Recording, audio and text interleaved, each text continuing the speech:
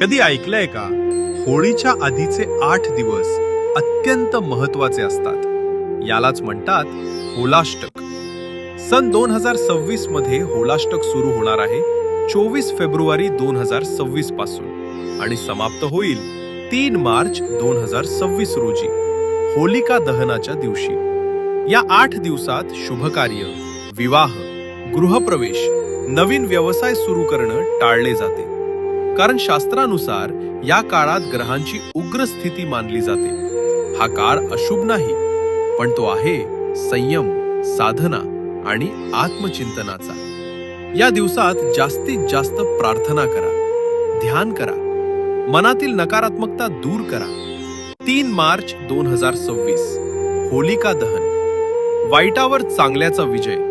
आणि 4 मार्च 2026 रंगवाली होळी, आनंद, उत्साह आणि प्रेमाचा सण. होलाष्टक आपल्याला शिकवतो, आधी मन शुद्ध करा, मग उत्सव साजरा करा. श्रद्धा ठेवा, संयम ठेवा आणि आनंदाने